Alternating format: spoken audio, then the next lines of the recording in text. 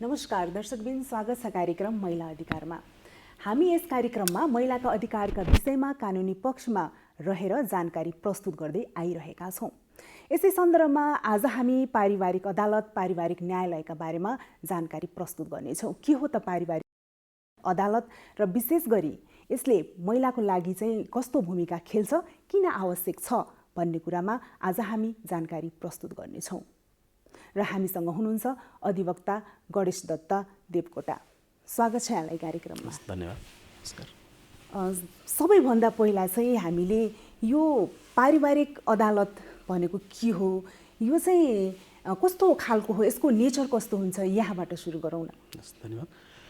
पारिवारिक अदालत भन्नाले मुख्यतया के हो भने परिवारसँग सम्बन्धित विवादहरूको सम्बन्धमा सहज तरिकाले समाधान गर्नका लागि त्यो परिवारका सदस्यहरू बीचकै विवादलाई समाधान होस् र त्यो विवाद अन्य व्यक्तिहरूसँग नजाओस् भन्नका लागि तय गरिएको एउटा छुट्टै अदालतको व्यवस्था हो त्यो पारिवारिक अदालत। तर नेपालमा पारिवारिक अदालतको सन्दर्भमा छुट्टै व्यवस्था गरिएको छैन। सामान्यतया अन्य विवादहरू जसरी जिल्ला अदालत, उच्च अदालत र सर्वोच्च अदालत हुँदै निरूपण गरिने प्रचलन छ, त्यही अनुरूप नेपालमा चाहिँ पारिवारिक विवादहरूलाई पनि निरूपण गर्ने गरिएको छ। तर विदेशहरूमा भने पारिवारिक अदालतको धेरै पहिलेदेखि अवधारणाको सुरुवात भएको छ। जस्तै भारतमा, बेलायतमा, अमेरिकामा पारिवारिक अदालतको सन्दर्भमा छुट्टै व्यवस्थापन गरिएको छ। तर नेपालमा त्यसको व्यवस्थापन गरिएको छैन। अब यो भयो एउटा व्यवस्थापनको हामीकोमा यो छ कि छैन भन्ने कुरा जुन राख्नुभयो यहाँले, अलिकति अझै विस्तृत रूपमा हामी हाम्रो जो कार्यक्रम हेरेर बस्नु भएको छ हाम्रो दर्शकहरू, उहाँहरूलाई पनि जानकारी गरौँ न। हामीले यो फ्यामिली कोर्ट भनिन्छ जुन चाहिँ पछिल्लो समय अलिकति चर्चामा पनि आएको छ हैन, र यो हामी जेन्डर जस्टिस जुन चाहिँ लैङ्गिक न्याय समानताका कुराहरू हामीले गरिरहन्छौँ, त्यससँग चाहिँ यसको प्रत्यक्ष सरोकार पनि रहन्छ। यो फ्यामिली कोर्टको चाहिँ पारिवारिक न्यायालयको यो चाहिँ कस्तो नेचर हुन्छ, यसको चाहिँ यसको प्रकृति स्वरूप के हो यसको चाहिँ? अब यसमा के छ भने परिवारको बीचको विवादलाई अन्य अदालतमा मुद्दाहरूमा हेरिने तवरले यसलाई हेरिएको अवस्थामा सहज तरिकाले न्याय प्राप्तको अनुभूति गर्न सक्दैनन् भन्ने पनि एउटा सोच हो। किनभने दुईटा परिवार बीचको विवाद त अन्य विवादसँग सम्बन्धित मुद्दाहरूमा समेत साथै राखेर हेरिएको अवस्थामा उचित तवरले न्याय प्राप्त हुन सक्दैन कि, एउटा प्रश्न। अर्को प्रश्न, जे अपेक्षा गरेर अदालतमा प्रवेश गरिएको हुन्छ त्यो अपेक्षा चाहिँ पूर्ण रूपमा अनुभूत गर्न पाइँदैन कि, पूर्ण रूपमा प्राप्ति हुन सक्दैन कि, र त्यहाँ अधिकार जुन प्राप्तका लागि अगाडि बढिएको हुन्छ त्यो अधिकार प्राप्तिमा एउटा हिचकिचाहटपन आउँछ कि। त्यस कारणले गर्दा यदि छुट्टै अदालतको व्यवस्थापन गरिएको अवस्थामा त्यो खालको समस्याको समाधान हुन्थ्यो, पहिलो कुरा। दोस्रो कुरा, यो परिवारसँग सम्बन्धित विवाद भएको कारणले गर्दा अधिकांश महिला, बालबालिका र महिला बालबालिकासँग जोडिएका अन्य परिवारका सदस्यहरू जस्तै पुरुष सदस्यहरूमा पनि विवाहित पुरुष, त्यसपछि बाबुआमा, यसरी नितान्त व्यक्तिगत विवादको विषय भएको कारणले गर्दा यो छुट्टै अदालतको व्यवस्थापन भएको अवस्थामा अत्यन्त राम्रो हुन्छ। तर नेपालमा यो हुन सकेको छैन। चर्चा चल्यो, मुलुकी देवानी कार्यविधि संहिता र फौजदारी कार्यविधि संहिताको निर्माण हुने क्रममा 2074 सालमा नै यसको व्यापक एक्सर्साइज गरिएको थियो। तर स्रोत र साधनको अभाव र अन्य विभिन्न व्यवस्थापनको प्रक्रियागत अभाव भएको कारणले गर्दा अहिले तत्काल नियमित अदालत अर्थात् जिल्ला अदालतबाट नै यसको निरूपण गरिनुपर्छ भनेर मुलुकी देवानी कार्यविधि संहितामा यस्ता पारिवारिक विवादहरूलाई पनि जिल्ला अदालतबाटै निरूपण गरिने कानुनन व्यवस्था गरिएको छ। यसले कस्ता खालका मुद्दाहरू विशेष गरेर चाहिँ हेर्ने गर्छ र यसमा चाहिँ कस्ता कस्ता मुद्दाहरू अहिले चाहिँ आउने गर्छन्? अहिलेको परिप्रेक्ष्यमा हेर्दाखेरि चाहिँ हामीकोमा चाहिँ परिवारका सदस्यहरूको बीचमा के हुन्छ? अधिकारको प्रश्न हुन्छ, राइट्स भनेर हामी जसलाई उल्लेख गरेका छौँ, रेस्पेक्टको प्रश्न हुन्छ, सम्मान, त्यसपछि ड्युटिजको प्रश्न हुन्छ, कर्तव्य। अधिकार, सम्मान र कर्तव्यलाई समाहित गरेर पारिवारिक कानुन निर्माण गरिएको हुन्छ। र यो के हुन्छ भने धर्म, प्रथा र परम्परामा आधारित भएको हुन्छ पारिवारिक कानुन। अधिकांश अवस्थामा धर्म, प्रथा र परम्परामा आधारित भएको हुन्छ। अब त्यसरी धर्म प्रथा र परम्परामा आधारित भएको पारिवारिक कानुन परिवारका सदस्यहरूको बीचको अधिकार र कर्तव्यलाई पुरा हुन नसकेको अवस्थामा आफ्नो अधिकार प्राप्ति र आफूप्रति कर्तव्य निर्वाह गर्नुपर्ने व्यक्तिले निर्वाह नगरेको कर्तव्य निर्वाह गरियोस् भन्नका लागि पीडित व्यक्ति चाहिँ जिल्ला अदालतमा गएर आफ्नो याचना प्रस्तुत गर्ने, अर्थात् फिरादपत्र निवेदन मार्फत आफूलाई परेको मर्काको विषयमा अगाडि बढ्ने प्रचलन हाम्रो चाहिँ मुलुकी देवानी कार्यविधि संहिताले प्रष्ट रूपमा उल्लेख गरेको छ। अब यसमा कस्तो विवाद भन्दा परिवारका सदस्यको बीचको विवाद भन्ने बित्तिकै पहिलो कुरा त के हुन्छ, विवाहसँग सम्बन्धित विवाद। दोस्रो कुरा, विवाह भइसके पश्चात त्यो दुईटा जोडीको बीचमा सदैव सहज तरिकाले जीवनयापन हुन नसकेको अवस्थामा सम्बन्ध विच्छेदसँग सम्बन्धित विवाद। तेस्रो मैले यसमा जोड्न चाहे, यदि ती विवाहित जोडीको बीचमा सम्बन्ध विच्छेद भएको अवस्थामा निजहरूबाट जन्मेको सन्तानको अधिकारको प्रश्न पनि त्यहाँनिर जोडिएको हुन्छ, योसँग सम्बन्धित विवाद। र कतिपय अवस्थामा कस्तो छ भने कानुनन वैवाहिक सम्बन्ध स्थापित भएको पुष्टि नभएकै अवस्थामा यदि बच्चाको जन्म भइसकेको अवस्था छ भने र त्यहाँनिर त्यो बच्चाको अधिकारको प्रश्न फेरि अर्को तरिकाले समाहित भएको हुन्छ र त्यसपछि त्यो परिवारमा त पुरुष पति या पत्नी, त्यसपछि वृद्ध बाबुआमाको पनि प्रश्न हुन्छ। बाबुआमाले आफ्नो छोराछोरी नाबालक हुँदाको अवस्थामा गर्नुपर्ने कर्तव्यको कुरा र त्यो नाबालक छोराछोरी साबालक भइसकेपछि अर्थात् विवाहित भइसकेपछि त्यो वृद्ध बाबुआमाप्रति गर्नुपर्ने कर्तव्य र दायित्वको कुराहरू पनि यो पारिवारिक कानुनले समेटेको हुन्छ। र यस्ता विवादहरूमा यदि विवादित पक्षहरूको बीचमा सम्मानजनक तरिकाले कुरा मिल्न नसकेको अवस्थामा पीडित पक्षले फिराद पत्र लिएर जिल्ला अदालतमा गएर फिराद दर्ता गरेर मुद्दाको प्रक्रिया सुरु हुन्छ। र अर्को कुरा म यहाँलाई प्रश्न पार्न चाहन्छु, यसरी विवाद अदालतमा प्रवेश गर्यो भन्दैमा अदालतको एउटा अहम भूमिका कहाँनिर छ भने कि त्यो आइसकेको विवादलाई फैसला गरेर निरूपण गर्ने तर्फ मात्रै अदालत केन्द्रित रहँदैन। अदालतको पहिलो जिम्मेवारी के रहन्छ भने सम्भव भएसम्म त्यो परिवार विच्छेद हुन नपाओस्, त्यो परिवारको बीचको अधिकार र कर्तव्यसँग जोडिएका कुराहरू निजहरूको बीचबाट नै सम्बोधन हुने खालको वातावरण सिर्जना होस् भन्नका लागि हाम्रो नेपालभित्र रहेका सम्पूर्ण अदालतका न्यायाधीशज्यूहरू, माननीय जिल्ला न्यायाधीशज्यूहरू अत्यन्त संवेदनशील हुनुहुन्छ र यसमा सम्भव भएसम्म मेलमिलापको वातावरण सिर्जना गर्नका लागि अथक प्रयास गर्नुहुन्छ। यहाँले जुन अभ्यासको कुरा गर्नुभयो, हाम्रो न्यायालयमा चाहिँ जिल्ला अदालतले नै अहिले वर्तमान अवस्थामा पारिवारिक न्यायालयको चाहिँ भूमिका खेलिरहेको छ र हाम्रो पारिवारिक अदालतमा जाने मुद्दाहरू चाहिँ सामान्य रूपमा हामीले बुझ्दाखेरि चाहिँ जस्तो पारिवारिक सदस्य बीचमै हुने खालका बेमेलहरू होइन, मनमुटावहरू यस्तै खालका जसमा चाहिँ विशेष गरी सम्बन्ध विच्छेद, अंश सम्बन्धी, मानाचामल सम्बन्धी जस्ता विषयहरू चाहिँ यो अदालतले चाहिँ हेर्ने गर्छ होइन। अब र यी सबैको यी मुद्दाहरू जुन पारिवारिक अदालतले हेर्ने गर्छ, यी सबैको प्रक्रिया उजुरीदेखि यसको फैसला कार्यान्वयनसम्मको प्रक्रिया एउटै हुन्छ कि अलिकति फरक हुन्छ, के हुन्छ यसमा चाहिँ? यो पारिवारिक विवाद भनेको के हो भन्दा पर्सनल ल अन्तर्गत पर्ने विवाद हो र जुन गाइडेड कहाँबाट हुन्छ भने रिलिजन, कस्टम र चाहिँ प्र्याक्टिसहरूबाट, प्रथा परम्परा र धर्मबाट गाइडेड भएर बनेको हुन्छ। त्यस कारणले यो विवादहरूमा के हुन्छ भने कि अन्य मुद्दाहरूको जस्तो यो मुद्दामा प्र्याक्टिस हुँदैन। जस्तै अन्य मुद्दा भन्नाको मतलब पब्लिक ल अन्तर्गतका मुद्दाहरू भए, प्राइभेट ल अन्तर्गतका मुद्दाहरू भए, जस्तै फौजदारी मुद्दाहरू, संविधानसँग सम्बन्धित मुद्दाहरू। जस्तो मैले यहाँलाई अलिकति जान्न खोजेको के भने जस्तो हाम्रो परिवारभित्रकै घटना भएको हुनाले चाहिँ यसमा चाहिँ बन्द इजलासका कुराहरू होलान् होइन, गोपनीयताका कुराहरू होलान्, यहाँले भने जस्तो मेलमिलापका कुराहरू होलान्, फेरि घरमै गएर बस्नुपर्ने हुन्छ, ती कुराहरू पनि आउलान्। यसले गर्दाखेरि यसको हाम्रो जुन उजुरी प्रक्रियादेखि फैसला कार्यान्वयनसम्मको अवस्था चाहिँ यसको प्रकृति अन्य मुद्दाको जस्तै हुन्छ कि अलिकति फरक के व्यवस्था हुन्छ यसमा चाहिँ? अब यसमा के छ भने फिराद पत्र लिएर जाने, प्रत्युत्तर दर्ता गर्ने र अन्य हियरिङ प्रोसेस जुन छ त्यो खुल्ला इजलासमै हुने गरेको छ अहिलेसम्म। तर कुनै कुनै पक्षहरूले यसमा चाहिँ हामीले खुल्ला इजलासमा नहेरियोस् भनेको अवस्थामा श्रीमानहरूले चाहिँ माननीय जिल्ला न्यायाधीशहरूले त्यसमा विशेष भूमिका निर्वाह गर्ने कुरा छुट्टै छ। तर सामान्यतया अन्य मुद्दाको जस्तै फेयर हियरिङ नै हुन्छ र ओपन हियरिङ नै हुन्छ, यसलाई यसरी बुझौँ है। तर जहाँसम्म मेलमिलापको प्रसङ्ग छ, मेलमिलापमा पठाइएको अवस्थामा दुईटा विवादका पक्ष, वादी र प्रतिवादी र मेलमिलापकर्ता बाहेक अर्को तेस्रो व्यक्तिलाई त्यहाँ उपस्थिति गर्न दिइँदैन, तेस्रो व्यक्तिको उपस्थिति हुँदैन। र विशेष गरी नेपालको कानुनले बन्द इजलासबाटै हेरिने गरेर स्पेसिफाई गरेको मुद्दा चाहिँ के छ भने यो जबरजस्ती करनीसँग सम्बन्धित मुद्दा छ, त्यो बन्द इजलासबाटै हेरिनुपर्छ भन्ने छ।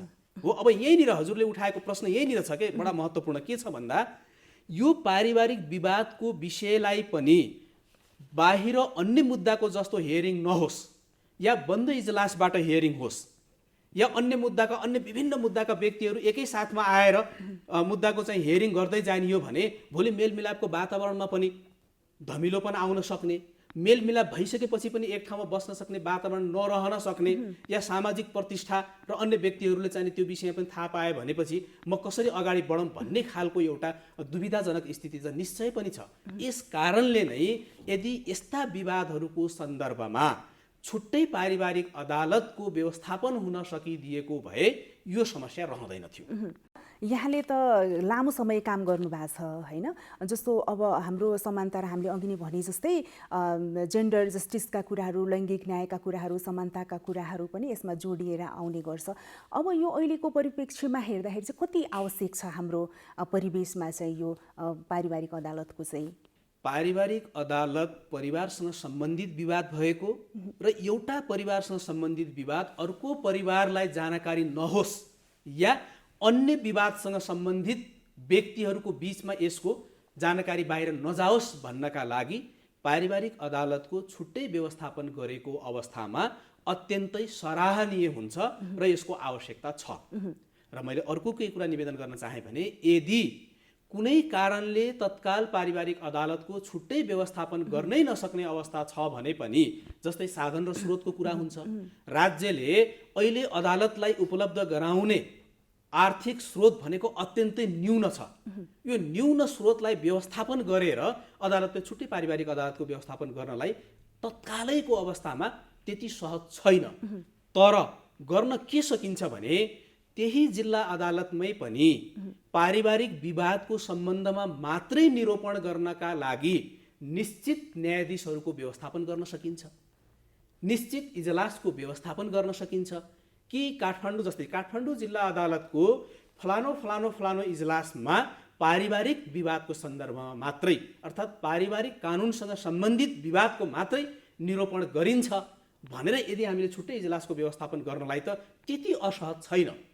खालि राज्य पक्षले न्यायालयसँग एउटा समन्वय गरेर अगाडि बढाउन चाहने हो भने यो बढ्न सक्छ र यस्ता विवादहरू नितान्त व्यक्तिगत पनि हुने भएको कारणले गर्दा त्यस्तो छुट्टै अदालत सम्भव छैन भने छुट्टै इजलासबाट मात्रै निरूपण गर्ने व्यवस्था गरियो भने अत्यन्तै राम्रो हुन्छ, जसले गर्दा आम नागरिक जो यो पारिवारिक विवादसँग सम्बन्धित हुनुहुन्छ उहाँहरूले आफूलाई एउटा सेक्रेसी फिल गर्न सक्नुहुन्छ, आफू सुरक्षित महसुस गर्न सक्नुहुन्छ। मेरो परिवारको विवाद सम्बन्धित अदालतको सम्बन्धित न्यायाधीश बाहेक बाहिर गएको छैन भन्ने कुराको एउटा आत्म अनुभूति गर्दाखेरि पनि केही हदसम्म जस्टिस हुन्छ, जसले गर्दा यहाँले उठाए जस्तै समानताको हक, लैङ्गिक हक, महिलाको हक, त्यो नाबालक बच्चाको हक पनि अझै बढी सुरक्षित हुन्छ भन्ने मलाई लाग्छ। अब यहाँले यी कुराहरू बताइरहँदा, जानकारी दिइरहँदाखेरि चाहिँ अहिलेको अवस्थामा चाहिँ भएका हाम्रो जुन कानुनी संरचनाहरू छन्, प्रक्रियाहरू छन्, यसले चाहिँ कति सम्बोधन गर्न सकेको छ त? यो अवस्थामा चाहिँ यी मुद्दाहरूलाई चाहिँ हाम्रा अदालतहरूले चाहिँ कति सम्बोधन गर्न सकेको छ? अब यसमा के छ भन्नुहुन्छ भने पहिला मुलुकी ऐनले पारिवारिक विवादहरूलाई सम्बोधन गरेको थियो, त्यसपछि संहिता छुट्टै बनाउने भन्ने कन्सेप्ट आइसकेपछि मुलुकी देवानी कार्यविधि संहिता र मुलुकी फौजदारी कार्यविधि संहिता 2074 सालमा निर्माण भयो। यो निर्माण हुँदाको अवस्थामा पारिवारिक विवादहरूलाई मुलुकी देवानी कार्यविधि संहिताको एउटा भागभित्र पनि पारिवारिक कानुन भनेर निश्चित गरेर पारिवारिक विवादहरूलाई चाहिँ त्यहाँ सम्बोधन गरेको अवस्था छ। यसर्थ मलाई के लाग्छ भने कानुन आफैमा अपर्याप्त छैन। हामीले नेपालमा के गर्यौँ भने कानुन निर्माण गर्नको लागि धेरै आन्दोलन गर्यौँ, धेरै सङ्घर्ष गर्यौँ, धेरै आवाजहरू उठायौँ, कानुन पनि बने। तर पाटो कहाँनिर हो मलाई लाग्छ भने कानुन निर्माण हुनु मात्रै ठुलो कुरो होइन। यद्यपि कानुन निर्माण हुनु पहिलो आवश्यकता हो। मलाई लाग्छ अहिले जे पर्याप्त कानुन छ त्यो कानुनको कार्यान्वयन पक्ष यदि सहज तरिकाले भइदिने हो भने त्यहाँनिर मात्रै न्याय प्राप्त हुन्छ कि। जस्तै कुनै एउटा पीडित महिलाले सम्बन्ध विच्छेदको विवाद अदालतमा लिएर गइसके पश्चात त्यसको निश्चित समयभित्र त्यसको फैसला हुन पर्यो। जस्तै 1 वर्षसम्म दुई पक्षलाई राखेर मेलमिलाप गराउनु पर्ने भन्ने कानुनले निर्धारण गर्यो। म्याद तामेल भएको 6 महिनाभित्रै मेलमिलाप गर्नुपर्ने भनेर हामी राख्न सक्छौँ नि। किन 1 वर्षसम्म कुर्ने? यदि त्यो दुईटा पक्षको बीचमा सम्बन्ध कायम हुन्छ भने हामी 1 वर्षको लामो समय किन राख्ने? म्याद तामेली प्रक्रिया फास्ट गरिदिने बित्तिकै 6 महिनाभित्र मेलमिलापको वातावरण सिर्जना गर्न सकियो। बाइ द वे मेलमिलाप हुन सकेन भने अदालतले फैसलाको रोहमा जान्छ। अब फैसला गरेर मात्रै न्याय हुन्छ त? किनभने सम्बन्ध विच्छेद गर्दाको अवस्थामा अंश पनि दिनुपर्छ, कानुनले व्यवस्थापन गरेको छ। अंश नै नभएको अवस्था छ भने उसको जीवनयापन गर्नका लागि पर्याप्त व्यवस्थापन गरिदिनु पर्यो। यदि जीवनयापन गर्ने पर्याप्त व्यवस्थापन गर्न सकिएको अवस्था छैन भने त्यो सम्बन्ध विच्छेद गरेर मात्रै त्यो पीडित महिलाले न्याय प्राप्त गर्दैन। त्यसमा फैसलामा सम्बन्ध विच्छेदको शब्द उल्लेख भएर फैसला हुँदैमा न्याय प्राप्ति हुँदैन। म भन्छु त्यो फैसलाको कार्यान्वयन हुन सक्न पर्यो। यो कार्यान्वयनको पाटो नेपालमा के छ भने अलिकति कमजोर छ। यद्यपि न्यायालयबाट खेलिने भूमिका अत्यन्तै गम्भीर छ, अत्यन्तै अहम छ र यो कार्यान्वयन होस्, फैसला कार्यान्वयनलाई अगाडि अर्थक तरिकाले बढाउनुपर्छ भन्ने सोच व्यापक छ। तर सम्बन्धित व्यक्तिले समयमै फैसला कार्यान्वयन गरेर आफूले जे अदालतले प्राप्तिका लागि फैसला गरिएको हो त्यो समयमा प्राप्ति गर्ने अवस्था चाहिँ अलिकति न्यून छ। पक्कै पनि। र यदि फैसला जुन हुने गर्दछ त्यो न्याय चाहिँ कार्यान्वयन भएन भने चाहिँ त्यो न्याय पाएको कुनै अर्थ पनि राख्दैन त्यसले चाहिँ। र कानुनको कार्यान्वयन भएन भने पनि त्यो लिखित दस्तावेज मात्रै हुन्छ। र हामीले फ्यामिली कोर्टको कुरा गरिरहँदा यसलाई एउटा घरेलु सम्बन्धभित्रकै समस्याहरूलाई सम्बोधन गर्ने भएको हुनाले यसलाई घरेलु अदालत पनि भनेर कहीँ कतै यसलाई भन्ने गरिन्छ। र हाम्रै छिमेकी देश भारतमा पनि यो सम्बन्धी चाहिँ ऐन एक्टहरू चाहिँ आइसकेको छ र अन्य विश्वका अधिकांश मुलुकमा चाहिँ यो प्रचलनमा आइसकेको छ। र पछिल्लो समय घर परिवारभित्र हुने मनमुटावहरू होइन, जस्तो आफ्ना चाहिँ दुःखका यातनाका घरेलु हिंसाका घटनाहरू पनि बढिरहेको अवस्था छ। र यस्तो अवस्थामा त यो कोर्टको त हामीले तत्काल आवश्यकता देख्छौँ होइन, यसलाई सम्बोधन गर्न चाहिँ एकदमै जरुरी देख्छौँ। किन हुन सकिरहेको छैन यो कोर्ट चाहिँ? हामीले धेरै पहिलादेखि चर्चा सुने पनि यो बन्न सकिरहेको छैन। हामी कहाँनिर चुकिरहेका छौँ जस्तो लाग्छ? पारिवारिक अदालतको कन्सेप्ट अन्य मुलुकहरूको हेर्दा यहाँले प्रश्न पारि नै सक्नुभयो। जस्तै भारतकै कुरा गर्ने हो भने पारिवारिक अदालत गठन भएको धेरै वर्ष भइसक्यो। उसले धर्मसँग सम्बन्धित भनेर पनि पारिवारिक अदालत कानुन बनाएको छ, हिन्दू धर्म सम्बन्धित कानुन बनाएको छ, विवाहसँग सम्बन्धित कानुन बनाएको छ, सम्बन्ध विच्छेदसँग सम्बन्धित छुट्टै कानुन बनाएको छ। त्यसपछि गएर चाहिने मुस्लिम लसँग रिलेटेड भनेर फेरि छुट्टै कानुन बनाएको छ, क्रिस्चियन लसँग रिलेटेड भनेर छुट्टै कानुन बनाएको छ। धेरै विकास गरिसकेको अवस्था छ यो सन्दर्भमा। तर हामी कहाँनिर छौँ भन्दा हामी त्यही पुरानो मुलुकियन धेरै वर्षसम्म प्र्याक्टिस गऱ्यौँ। त्यसपछि गएर धेरै ठुलो विकास मान्नुपर्छ।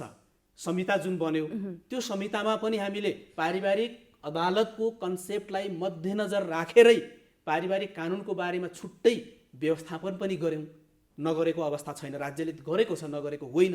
अब एउटा मात्रै प्रश्न कहाँनिर हो भने अदालतको छुट्टै संरचना पारिवारिक अदालत भनेर हामीले गठन गर्न सकेको छैनौँ। नेपालमा छुट्टै पारिवारिक अदालत गठन गर्न सकेको छैन। मैले भने नि साधन र स्रोतको अभाव पनि हुन्छ पहिलो कुरा। दोस्रो कुरा राज्यले अदालतलाई दिने जुन आर्थिक छ नि त्यो अत्यन्तै न्यून छ। त्यसले मात्रै त्यो व्यवस्थापन हुन सक्ने सम्भावना छैन। अलिकति यो न्यायसँग लैङ्गिक समानतासँग लैङ्गिक न्यायसँग जोडिएको भएर अलिकति विशेष गरेर महिलालाई पनि यो आवश्यकता परेको हुनाले पनि यो व्यवस्था जस्तो भएको पनि देखिन्छ कहीँ कतै यसरी हेर्दा। कानुन निर्माण हुने क्रममा हामीमा कुनै पनि कमी आएको छैन। तर फेरि कार्यान्वयन पनि त उत्तिकै महत्त्वपूर्ण भाग हो। एकदमै मैले त्यही भने अब हामीले पाटो उठाउनु पर्ने कहाँनिर छ भने कार्यान्वयनको पक्षमा उठाउनु पर्यो। अहिले हामी कहाँनिर बहस गरौँ भन्दा सम्भव छ पारिवारिक अदालतको तुरुन्त गठनको व्यवस्थापन हामी व्यवस्थातिर जाउँ। यदि त्यो इमिडिएट सम्भव छैन भने कमसेकम त्यस्ता विवादहरूलाई निश्चित बेन्चबाट मात्रै निरूपण गरिने वातावरण सिर्जना गरौँ न। जिल्ला अदालतमा सम्बन्ध विच्छेदको विवाद पनि त्यही एउटै इजलासबाट सम्बोधन गरिएको छ। डाका र चोरीको विवाद पनि त्यही एउटै इजलासबाट सम्बोधन गरिएको छ। कमसेकम एक क्याटेगोरीलाई मात्रै हामीले छुट्याउन सक्यौँ भने पनि हामीलाई धेरै राम्रो हुन्छ। तर यहाँनिर यो होइन कि महिलालाई विभेद गरेको कारणले गर्दा यस्तो गरिएको भन्ने होइन। पारिवारिक विवादभित्र महिलाको पनि उत्तिकै चाहिने विवाद आउँछ, बालबालिकाको उत्तिकै विवाद आउँछ। मैले अघि निवेदन गरेँ यहाँनिर त महिला र पुरुषभन्दा पनि अझ पीडित त त्यो नाबालक बच्चा छ। मैले देखेको नि महिला र पुरुषभन्दा पनि एकदमै पीडित त्यो नाबालक बच्चा छ। अनि छोरा र बुहारीको बिचमा यदि सम्बन्ध विच्छेद भइसक्यो भने पीडित कहाँनिर छ? वृद्ध बाबुआमा छ। अनि हामीले यहाँ कति प्रचलन देखिरहेका छौँ, वृद्ध बाबुआमालाई लगेर कहाँ राख्ने? अनाथालयमा लगेर राख्ने, होइन, वृद्धाश्रममा लगेर राख्ने। अनि बच्चाहरू सबै अनाथालयमा गएर चाहिँ राखिने। अनि ती बच्चाहरूलाई विदेशी लगायतका अन्य मुलुकका व्यक्तिहरू आएर उनीहरूलाई एडप्ट गर्ने, धर्मपुत्रको रूपमा स्वीकार गर्ने, अनि एउटा नेपाली नागरिक विदेशिनु पर्ने, कानुनी रूपमा विदेशिनु पर्ने वातावरण सिर्जना त्यहाँनिर आएको छ। यस कारणले गर्दाखेरि एउटा महिलाको मात्र विवाद होइन, यो पुरुषको पनि विवाद हो, यो बालबालिकाको पनि विवाद हो, यो वृद्ध वृद्धाको पनि विवाद हो, यो अशक्तको पनि विवाद हो। यस कारणले हामी अत्यन्तै संवेदनशील हुनुपर्छ। यो विवादका सम्बन्धमा हामी अत्यन्तै संवेदनशील हुनुपर्छ र सम्भव भएसम्म पारिवारिक अदालत आवश्यक छ। यहीँनिर छिमेकी भारतमा पारिवारिक अदालतले त्यत्रो विकास गरेर गइसक्यो। यद्यपि त्यहाँ पनि के छ भने फर्स्ट हियरिङ पारिवारिक अदालतबाट हुन्छ, त्यसपछि त्यसको एपिल चाहिँ फेरि एपिल कोर्टमा जान्छ। यहाँनिर के अझै पनि मैले भन्न खोजेको कुरा, पारिवारिक अदालतकै जुरिस्डिक्सन जिल्ला, उच्च र सर्वोच्च भनेर तीनटा, त्यसको छुट्टै पाटो अझै पनि त्यहाँ स्पष्ट नसकेको अवस्था छ। पक्कै पनि। र हामीले चाहिँ यो हाम्रै छिमेकी मुलुकको उदाहरण दिएर कुरा गरिरहँदाखेरि चाहिँ हामीकोमा पनि यसको आवश्यकता चाहिँ तत्काल हामीले देखेको छ। हामीले बारम्बार भनिरहेका छौँ पारिवारिक अदालतको आवश्यकता। र परिवारभित्र चाहिँ महिला मात्रै होइन, यद्यपि हाम्रो संस्कार, हाम्रो चाहिँ पितृसत्तात्मक समाजले गर्दाखेरि चाहिँ महिला बढी पीडित हुने र त्यस्ता घटनाहरूले चाहिँ न्याय नपाउने अवस्थाले गर्दा पनि यो अदालतको चाहिँ छिटो सम्बोधन होस्, छिटो स्थापना होस् भन्ने हामी सबै चाहन्छौँ। र यहाँलाई चाहिँ अन्तिममा म धन्यवाद दिनुपर्ने हुन्छ। यहाँको महत्त्वपूर्ण समय र आफ्नो जानकारीको लागि यहाँलाई धेरै धेरै धन्यवाद। हस्, धन्यवाद। मलाई पनि पारिवारिक अदालतको सम्बन्धमा, पारिवारिक कानुनको सम्बन्धमा दुईवटा शब्द यसो राखेर विभिन्न व्यक्तिहरूलाई जानकारीमूलक सूचना प्रवाह गर्ने जुन अवसर प्रदान गर्नुभयो त्यसको लागि यहाँलाई म मेरो व्यक्तिगत तर्फबाट हार्दिक धन्यवाद दिन चाहन्छु। धन्यवाद। दर्शकबिन, आजको कार्यक्रममा हामीले पारिवारिक अदालत सम्बन्धी जानकारी प्रस्तुत गर्यौँ। के हो त पारिवारिक अदालत, यसको आवश्यकता किन छ भनेर चाहिँ हामीले चर्चा गर्यौँ। हस्त दर्शकबिन, अर्को हप्ता हामी फेरि यस्तै जानकारीमूलक विषयवस्तु लिएर उपस्थित हुनेछौँ। त्यतिन्जेलसम्मको लागि आज्ञा दिनुहोस्। हेर्दै गर्नुहोला नेपाल टेलिभिजन। नमस्ते।